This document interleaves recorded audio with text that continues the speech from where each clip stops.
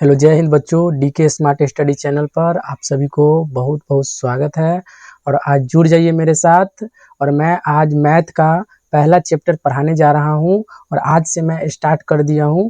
सारे चैप्टर एकदम अच्छे तरीके से हम समझाकर एक प्ले लिस्ट बना दिए है। पहले सिलेबस भी बता दिए हैं, सिलेबस भी आप जाकर देख लीजिएगा। उसके बाद उसी प्ले लिस्ट में जो भी मैथ पढ़ाएंगे उस सारा वीडियो को हम डालेंगे, ठीक है। तो आज मैं गणित का पहला चैप्टर पढ़ा रहा हूँ, वास्तविक संख्या। तो इसके बारे में जो भी पहले की जानकारी है उसको हम पहले जान लेंगे, ठीक है। तो वास्तविक संख्या क्या होता है और उसमें कौन कौन सी संख्या आती है, सभी संख्या के परिभाषा को हम एकदम आप लोग को समझा दे रहे हैं। तो समझिए और कॉपी कलम लेकर बैठिए और सारे चीज को अभी ही नोट कर लीजिए, ठीक। चलिए स्टार्ट करते हैं। तो आज का टॉपिक है क्लास 10th है मैथ का। क्या है? मैथ का, ठीक। क्लास 10th मैथ का चैप्टर 1 पहला है। चैप्टर 1 वास्तविक संख्या। क्या है? वास्तविक संख्या। पहला चैप्टर है वास्तविक संख्या। तो वास्तविक संख्या में पहले हम वास्तविक संख्या का क्या डिफिनीशन जानेंगे कि वास्तविक संख्या क्या होती है, ठीक। तो वे सभी संख्याएं जो संख्या रेखा पर दर्शाई जा सकती है उसे वास्तविक संख्या कहते हैं, ठीक है। वैसी संख्या जो संख्या रेखा पर दर्शाया जा सके वो सब संख्या क्या कहलाएगी? वास्तविक संख्या कहलाएगी, ठीक है। और अगला है कि इनके प्रकार कौन कौन है। संख्या तो बहुत सारा है, जो भी संख्या होता है ना वो सब वास्तविक संख्या होता है, ठीक है। उसमें कौन कौन सी संख्या है ये सब आप पहले क्लास में भी पढ़े हैं, पिछले क्लास में भी पढ़े होंगे, 6 में भी पढ़े होंगे, 7 में भी पढ़े होंगे। तो हम सोचे कि सबको एक जगह लिख देते हैं ताकि आप एकदम तरोताजा हो जाए और सब चीज आपको जानकारी हो जाए और एक भी चीज नहीं छूटे, ठीक। तो पहला है प्राकृत संख्या। क्या है? 1 2 3 4 यानी गिनती की संख्या को हम क्या कहते हैं? प्राकृत संख्या कहते हैं, ठीक। अगला है पूर्ण संख्या। क्या है? पूर्ण संख्या। पूर्ण संख्या में सिर्फ गिनती के संख्या में हम क्या कर लेते हैं? जीरो को शामिल कर लेते हैं, उसे हम क्या कहेंगे? पूर्ण संख्या कहेंगे, ठीक।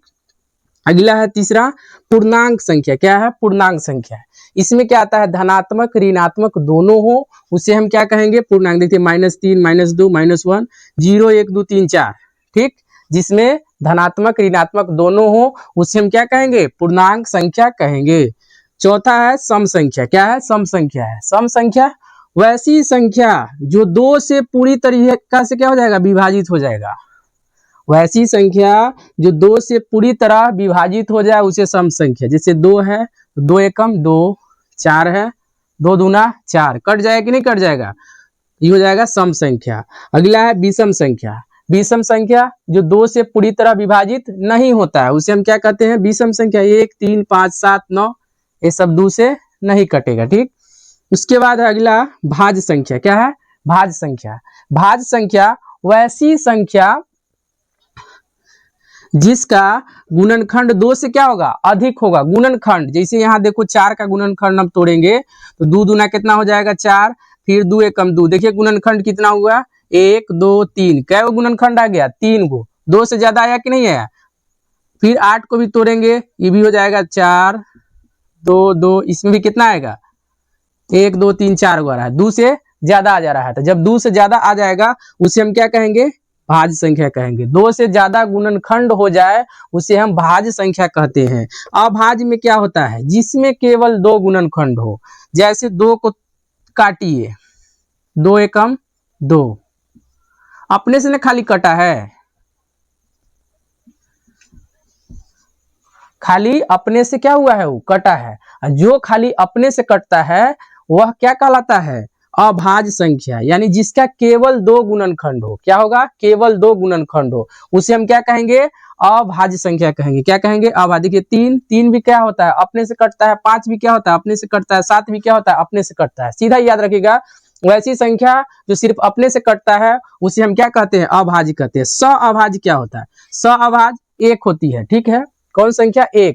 इसमें क्वेश्चन भी पूछा जाता है कि मौसा किसका है? मौसा वाला 2 संख्याओं का युग्म क्या होना चाहिए? 1 होगा, वो क्या होता है? सअभाज्य होती है, ठीक है। तो इसको भी समझ लीजिए। तो 1 क्या होता है? सअभाज्य। नभाज्य नाभाज्य। 1 क्या है? सअभाज्य। क्या है? 1 सअभाज्य, ठीक। अब अगला देखिए, इसको ज्यादा पढ़ना हम लोग को 10th में। परिमेय को ज्यादा पढ़ना है और अपरिमेय को भी ज्यादा पढ़ना है, ठीक है। अब मेन टॉपिक पे अब हम लोग आए हैं, ठीक। समझिए इसको, परिमेय संख्या क्या है? जिन संख्याओं को p बटा q के रूप में लिखा जा सके उसे हम क्या कहते हैं? परिमेय संख्या। लेकिन वहां q के बराबर 0 न हो, यानी कहने का मतलब है नीचे में 0 नहीं होना चाहिए, किसी भी संख्या के नीचे में 0 नहीं होना चाहिए, वही क्या होगा? परिमेय संख्या, ठीक है। अगर 0 आ गया नीचे तो परिमेय संख्या नहीं होगा। ध्यान रखना है कि q के बराबर 0 न हो, इसका मतलब होता है 0 बराबर न हो, ठीक है। तो क्या कहलाएगा? परिमेय संख्या। इसे 1/2 हो गया, -5 हो गया, ये सब क्या है? परिमेय संख्या है। क्या है? परिमेय संख्या। अगला है 9 नंबर, अपरिमेय संख्या। क्या है? अपरिमेय संख्या। जिन्हें p बटा q के रूप में नहीं लिखा जा सकता उन्हें क्या कहेंगे? हम अपरिमेय संख्या कहेंगे। इसी का उल्टा याद रखिएगा, ठीक। ज्यादा डिफिनीशन से क्वेश्चन नहीं पूछा जाता है, ठीक है, इसको बनाना भी पड़ता है। इसमें अपरिमेय में सीध वाला क्वेश्चन आता है, सारे क्वेश्चन को हम एकदम प्यार से समझाएंगे, कोई घबराहट नहीं होगा, एकदम मजा आएगा पढ़ने में, ठीक है। सारे प्रैक्टिस भी इतना जबरदस्त कराएंगे, कहीं से कोई दिक्कत नहीं रहेगा। और मैथ में मेरे साथ जुड़ कर रहिए, 90 प्लस 100 भी आ सकता है मैथ में, ठीक है, इतना आपको हम पढ़ाएंगे, ठीक। इसका एग्जाम्पल हो जाएगा √3 + 1 √12, मतलब जिसका वर्गमूल नहीं निकलेगा, ठीक है। सीधा सीधा याद रखना, जिसका वर्गमूल नहीं निकलता है वो सब क्या हो जाता है? अपरिमेय संख्या हो जाता है, और उसको p बटा q के रूप में नहीं लिख सकते, ठीक। तो आशा करते हैं कि इतना सारा आपको समझ में आ गया होगा, और अगला वीडियो भी आएगा।